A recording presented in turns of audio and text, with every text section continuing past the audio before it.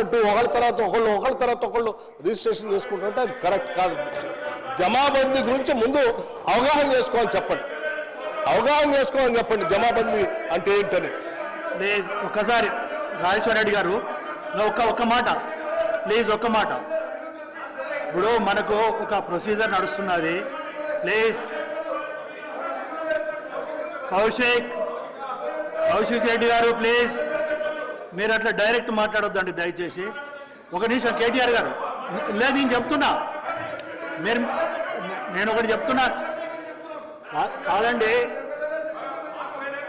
కేటీఆర్ గారు, నేను మాట్లాడతానన్నప్పుడు నేను ఒక విషయం చెప్పదలుచుకున్నప్పుడు మీరు కోఆపరేట్ చేయాలి, సహకరించాలి. మీరు ఒక నిమిషం, నేను దానికి జవాబు చెప్తానన్నాను.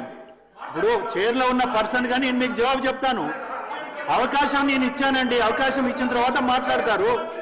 మీరు కేటీఆర్ గారు, నేను చెప్తాను మీకు జవాబు అన్నాను. ఇప్పుడు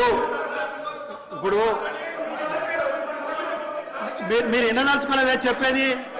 నేను చెప్పేది వినండి. రాజేశ్వర రెడ్డి గారు మాట్లాడిస్తున్నా కదా, నేను మైక్ ఇచ్చిన దానికి జవాబు చెప్తానంటున్నా. నేను మైక్ ఇచ్చాను, నేను జవాబు చెప్తాను మీకు.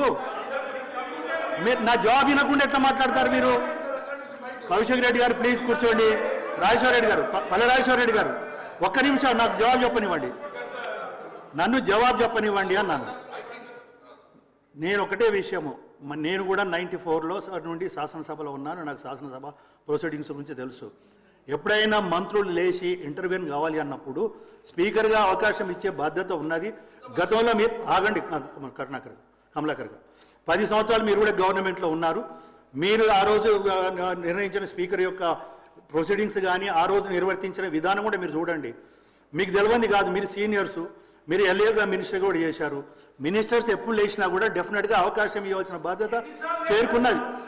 అది లెక్క పెట్టరు, దానికి లెక్క పెట్టరు. మీకు తెలియని విషయం కాదు, మీరు ఎందుకు అనవసరంగా మమ్మల్ని ప్రెషర్ చేస్తారు? No, it's not correct. Please Rajeshwara Reddy గారు, మీరు దయచేసి ఒకటే నేను రాజేశ్వర రెడ్డి గారు కోరేది, ప్రొవకేషన్ లేకుండా మాట్లాడండి, సబ్జెక్టు మాట్లాడండి. నేను ఒక్క మాట అధ్యక్ష, మీరు పెద్దలు, మీరు చాలా సీనియర్ శాసనసభ్యులుగా ఉన్నారు, మీ అందరికీ తెలుసు. ఒక్కటే మాట్లాడే ఫౌతి అనగానే వారు మాట్లాడే, అనుమోదారి కాలంలోనే మీరు మాట్లాడే, అన్ని లాస్ట్ చెప్పండి అధ్యక్ష. మేము చెప్పిన తప్పైతే మీరు చెప్పొచ్చు కదా. నేను చెప్తున్నా కట్టుబడిన అధ్యక్ష, మీరు చేస్తున్న భూభారతులు భాగంగా చేస్తున్న అవన్నీ కూడా సరైనది కాదు. అది మ్యుటేషన్ పద్ధతి కానీ, ఫౌతి సిస్టమ్ కానీ, అనుమోదారు కాలం పెట్టడం కానీ, లేక ఒక మాన్యువల్ పహాని పెట్టడం కానీ, ఇవన్నీ సరైన పద్ధతులు కాదు. దీనివల్ల ఇప్పటికే 1,55,00,000 మంది ఎకరాలకు సంబంధించిన వాళ్ళందరూ నష్టపోతారని చెప్పేసి మీ ద్వారా ప్రభుత్వానికి నేను తెలియజేస్తున్నా.